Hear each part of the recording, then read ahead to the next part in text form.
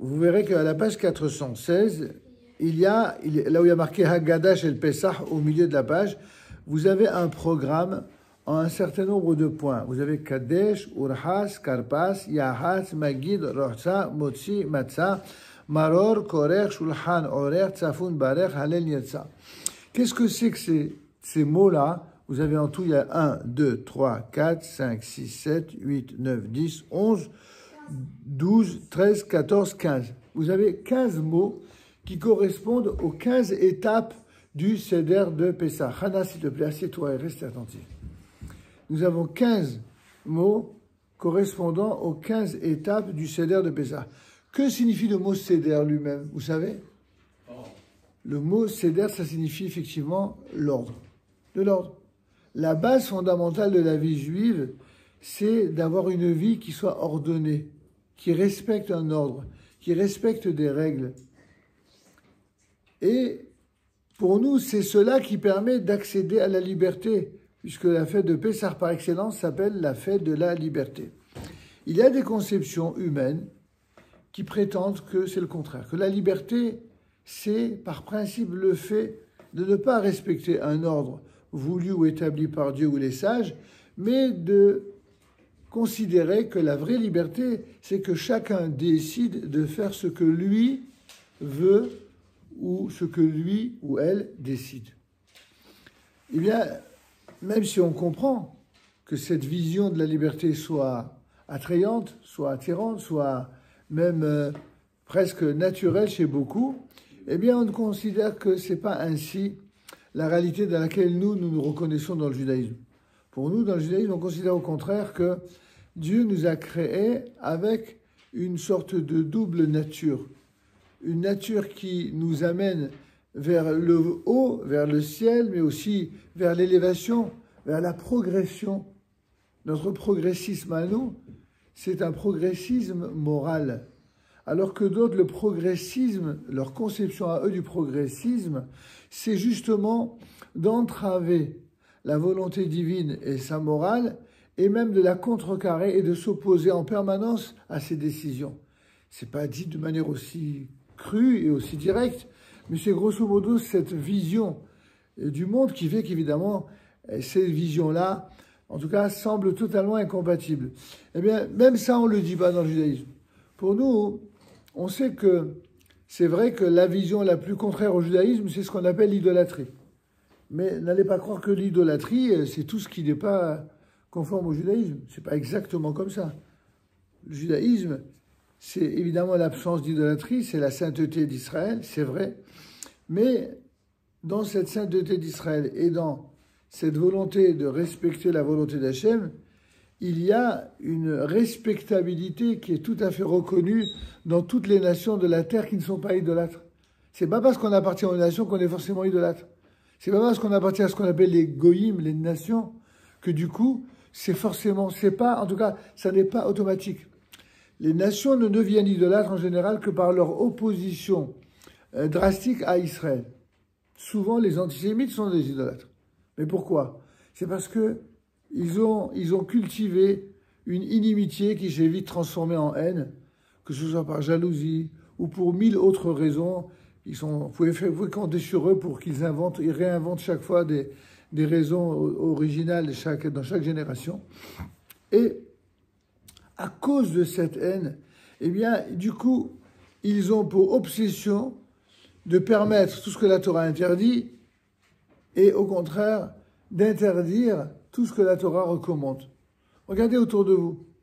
Pour nous, nous avons des règles de Brit Mila, du Shabbat, de Shrita, c'est-à-dire de l'abattage rituel. Eh bien, qu'est-ce que les idolâtres font? Ils font tout pour s'opposer à ça. Comme si nous, on les empêchait de vivre avec ça. On ne les empêche pas du tout. Ils n'ont rien d'autre à faire que d'occuper leur vie à nous pourrir la nôtre. C'est comme ça. Et c'est comme ça depuis des siècles. Alors pourquoi c'est comme ça? On reviendra par la suite. C'est des questions tellement profondes que ce n'est pas en un instant.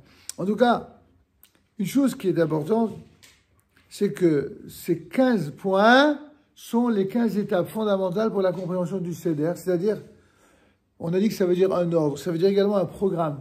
Notre programme du Seder de Pessah, c'est de comprendre à travers tout ce qu'on va faire autour de la table, un tamtsit, c'est-à-dire un condensé de l'histoire du peuple d'Israël, de la vie juive et de notre relation, tantôt à Dieu, tantôt aux nations. Ça fait beaucoup, ça, énormément.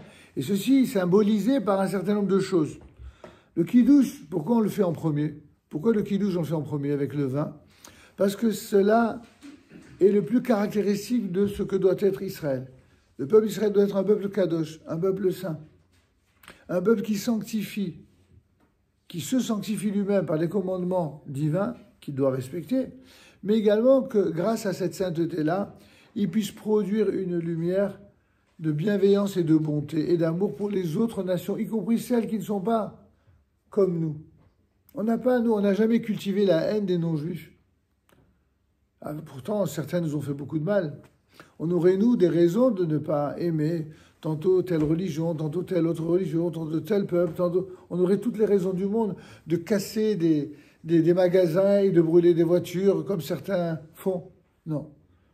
On ne fait rien de tout cela parce qu'on n'est pas des malfrats et parce qu'on ne veut pas l'être. On veut être, et au plan individuel et au plan collectif, des êtres qui nous battons pour des choses qui sont valeureuses, des choses qui sont droites, des choses qui sont intègres. C'est ça aussi faire de l'ordre dans sa vie. Et c'est ça le Seder de Pessah auquel nos sages nous invitent. Vous comprenez cela, mes enfants? C'est pourquoi, d'abord, on commence par le Kadesh, par le Kiddush. C'est comme on fait tout pour le vendredi soir. Pour montrer que ce qui est au-dessus de tout, c'est la sainteté. Après que nous passions à la sainteté, il faut, pour la maintenir, cette sainteté, se débarrasser de l'impureté. Alors la deuxième étape, urchatz, on se lave les mains. On se lave les mains parce que symboliquement, quand on se lave les mains, on se débarrasse de l'impureté, non seulement c'est de l'impureté apparemment corporelle, mais au-delà de l'impureté corporelle, c'est l'impureté de toutes les autres impuretés, de nos pensées, de nos arrière-pensées, de nos intentions. Il faut se débarrasser de tout ça. Donc symboliquement, on se lave les mains. Et cette première fois, d'ailleurs, sans bénédiction, on verra pourquoi après. Troisième étape, karpas, le céleri. Le céleri qu'on va tremper. Alors pourquoi? Parce que de là, on va apprendre des règles liées à la notion aussi de pureté. Je ne vais pas trop m'apesantir parce que c'est un peu plus compliqué pour des enfants. Ensuite, yahatz, là c'est plus facile. Yahatz, on prend, vous voyez, les trois matzot. Les trois matzot qu'on appelle les matzot shumurot. Alors certaines sont un peu plus rondes que, comme vous le voyez ici, et d'autres sont également rondes, mais un peu plus larges, peu importe le type de matzah, shmura. L'idée, c'est que toutes les matzot, en vérité, sont shmurot. Toutes les matzot font l'objet d'une manière particulière de pétrir la pâte en moins de 18 minutes, tout inclus, y compris la cuisson, etc., dans des conditions très précises, exactement comme à l'époque la pâte qui n'avait pas eu le temps de monter. Et c'est pour ça, entre autres, que nous mangeons les fameuses matzot de Pessah. Maintenant, ces matzot-là, elles ont une signification qui est beaucoup plus profonde encore que leur symbole apparent. Il y a marqué « Ushmartem et matzot ». Dans la Torah, il y a marqué « Vous observerez, vous respecterez les matzot ». Pour nous dire qu'il faut respecter la fête de Pessah. Et dit la Gemara, ça veut dire quoi « Ushmartem et matzot » Rana, tu peux t'asseoir s'il te plaît? Si tu écoutais un petit peu ce que je dis, tu verrais que tu ne serais pas occupé par autre chose. « Ushmartem et matzot ». Ça veut dire quoi « Ushmartem et matzot » Vous observerez, vous respecterez les matzot. La Gemara dit, ne lis pas simplement matzot, mais mitzvot, puisque ce sont les mêmes lettres qui désignent le mot matzot, les pains azim, mais également les mitzvot. Quel rapport entre les matzot et les mitzvot? Viennent nos sages et nous dire ce que l'on apprend le jour de Pessah, particulièrement. C'est que l'attitude que l'on doit avoir avec les mitzvot de la Torah en général, c'est celles qui nous ont permis d'avoir des matzot. De la même manière qu'on a eu des matzot parce qu'on n'a pas laissé la pâte lever, on n'a pas laissé le temps à la pâte d'enfler, de gonfler.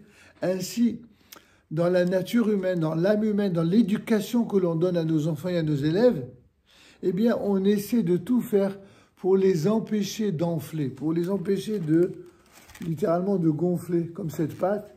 c'est-à-dire de laisser un temps qui soit utilisé à mauvais escient pour apprendre des mauvaises choses, pour apprendre des choses qui appartiennent au monde de l'idolâtrie. Il faut que dès le plus jeune âge, un enfant, il prenne de bonnes habitudes, qu'il ait un esprit pur, parce que les enfants ont un esprit pur. Ils n'ont pas encore eu le temps d'être compromis ou d'être corrompus, plutôt, par des pensées qui sont parfois des mauvaises pensées adultes.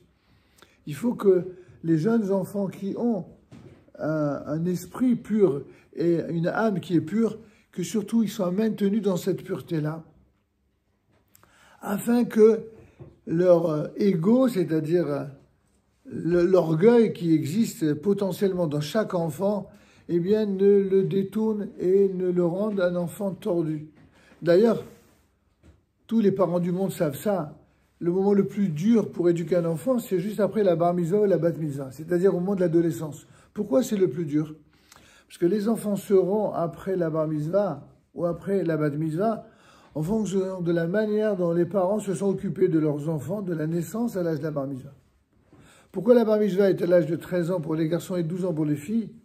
Parce que c'est le nombre d'années absolument nécessaire pour qu'un enfant soit semblable à cette pâte-là, qui n'ait pas eu le temps d'être imprégné de mauvaises choses. Et ça, c'est le rôle des parents. Le rôle des parents. Les sages nous disent que il y a dans l'être humain, lors de sa création, le bon penchant et le mauvais penchant. Sauf que le bon penchant, il est en off pendant 13 ans. Il ne marche pas. Comme lorsque vous avez une prise, vous appuyez dessus, puis il n'y a pas de voyant lumineux. Ça ne marche pas. Dieu, il a créé ce bon penchant, mais il n'a créé que pour être en fonction à partir de la bar mitzvah. Ah bon? Et pourquoi ça? Pour obliger les parents à jouer le rôle de parents. Pour les obliger à donner tout. Tu entends, Shimon? Pour donner tout à leurs enfants. Tout ce qui... Ils ne se rendent même pas compte. Pour donner tout à leurs enfants, ça veut dire quoi, donner tout? Il y a des enfants qui croient, parce que ce sont des enfants gâtés, ou parce que leurs propres parents étaient des enfants gâtés, ils croient que aimer ces enfants, c'est simplement leur donner l'argent de poche, leur donner à boire et à manger. Mais même un animal, il fait ça. Peut-être pas l'argent de poche, ok, je vous l'accorde. Mais même un animal, il donne à manger à ses enfants. Qu'est-ce qui fait la différence entre un être humain et un animal?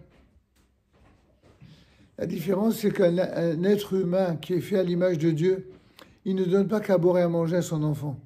Il ne donne pas que l'affection d'une mère ou la tendresse peut-être d'un père. Il doit donner des règles qui cadrent l'enfant. Il lui donne, et ça c'est le devoir des parents.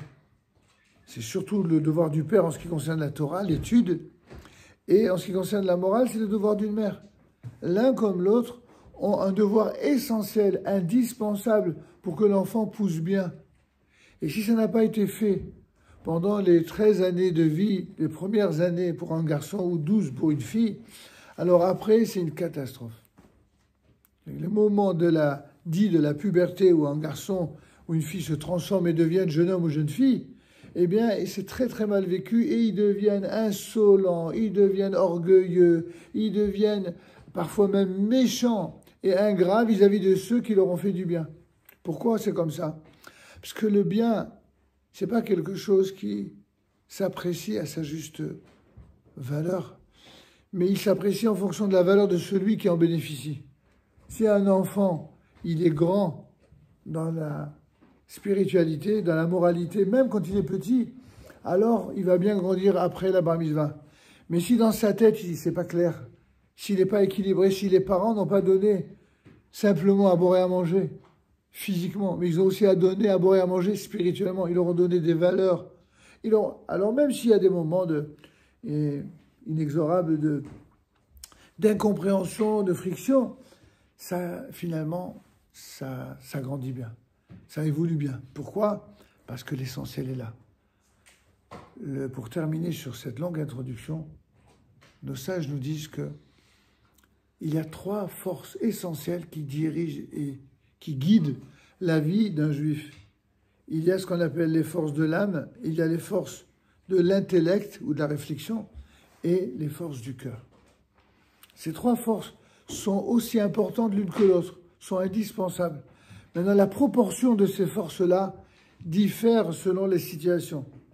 Mais celle qui est la plus élevée, c'est l'âme, c'est-à-dire la partie divine qui est dans nous. C'est ça qui fait que quelqu'un est vraiment quelqu'un de bien. Juste après, c'est l'intellect. C'est en dessous, mais c'est important encore. C'est-à-dire que quelqu'un qui ne fait pas un effort de réflexion, vous voulez grandir, vous voulez être en bonne santé, obligez-vous à étudier des choses difficiles. Obligez-vous à réfléchir. Obligez-vous à lire des choses que vous ne comprenez pas au début, mais que vous apprenez à comprendre. Ça, c'est le plus grand gage de longévité. Il y a des gens qui croient que la longévité, c'est simplement faire le footing tous les matins. Hein, et c'est très important de faire du sport et d'avoir une activité physique. Personne ne dit le contraire. Mais il y en a, ça tourne à l'obsession. Et arrivé à l'âge de 50 ou 60 ans, ils commencent à avoir mal aux genoux parce qu'ils ont trop couru. Puis ensuite, aïe. Bon, ça vaut pas mieux pour ceux qui mangent sans arrêt et qui ne font pas de sport. Hein. Mais ce que je veux simplement dire que toutes ces choses dont on dit qu'elles sont là pour empêcher de vieillir, c'est du bluff. Ça n'empêche pas de vieillir du tout. Si vous voulez rester jeune, il faut le l'être dans votre tête. Si vous êtes jeune dans votre tête, alors là, vous serez jeune même dans le reste. À condition, comme je l'ai dit, de faire attention au corps, de faire attention à ne pas manger avec excès, de faire du sport, oui. Mais n'inversez pas l'ordre des priorités, mes enfants. Vous avez des sages qui ont étudié la Torah depuis leur plus jeune âge, comme vous le faites aujourd'hui. Ces sages-là, ils atteignent 90, 95 ans, 100 ans. Et vous voyez, Dieu bénisse, à l'âge de 100 ans. Ok, ils ne sont peut-être pas une forme physique exceptionnelle, mais Baruch Hashem, ils sont physiquement fatigués parce qu'on le serait à moins à cet âge-là. Il y en a qui sont fatigués même à l'âge de 8 ans. Donc à l'âge de 100 ans, ils sont fatigués. Mais ils ont une tête, Dieu bénisse. Ils ont toute leur tête. Ils réfléchissent. Ils ont des paroles cohérentes. Et vous avez des gens qui passaient, j'ai en tête quelqu'un que j'ai connu comme ça. Il était fier de dire « Ah, Baruch Hashem, tout va bien ». D'accord, le gars, il se levait tous les matins à 10 h du matin. Il restait 1 heure dans le bain moussant. Et après, 1 heure pour le petit déjeuner. Ah, Baruch Hashem. D'accord. Et ce gars-là, arrivé à l'âge de 60 ans, chic, Alzheimer. Il n'y a plus rien qui fonctionne. Pourquoi il n'y aurait plus rien qui fonctionne? Pourtant, il vivait comme un coq en pâte. Il vivait d'une manière... il kiffait, comme disent nos amis tunisiens. Il kiffait. Le problème, c'est que, voilà, il a peut-être kiffé, mais il s'est, sans s'en rendre compte, il s'est handicapé. Il s'est handicapé parce qu'il n'a pas fait fonctionner son esprit. Rappelez-vous, l'âme, ensuite l'intellect et ensuite le cœur. L'âme s'est donnée à sa vie humaine une dimension qui puise sa force dans Dieu, directement. L'intellect, c'est une des capacités divines dont on a été gratifié qui nous amène à apprendre à réfléchir, mais de manière droite et intègre grâce à la Torah. Enfin, le cœur, c'est ce qui permet d'être généreux, pas qu'avec Dieu ou avec les sages, mais avec ses semblables. On ne peut pas être dans la Torah si on est méchant avec son épouse ou avec son époux ou avec ses enfants. Être dur ne signifie pas être méchant. On doit être dur parfois pour respecter ou faire respecter des principes, mais il faut que cette dureté soit empreinte d'amour, de tendresse, de gentillesse. Tout ça, c'est l'équilibre voulu par la Torah. Vous comprenez, mes enfants, c'est un peu difficile, je sais, pour les plus jeunes, mais bon, maintenant, on a dit que c'est comme ça que vous allez vivre longtemps, que vous allez grandir, c'est en apprenant des choses un petit peu difficiles. Voilà, on va s'arrêter là pour notre introduction au Seder de Pessah et on va poursuivre. On a déjà fait le Kiddush, on va poursuivre avec les autres brachot.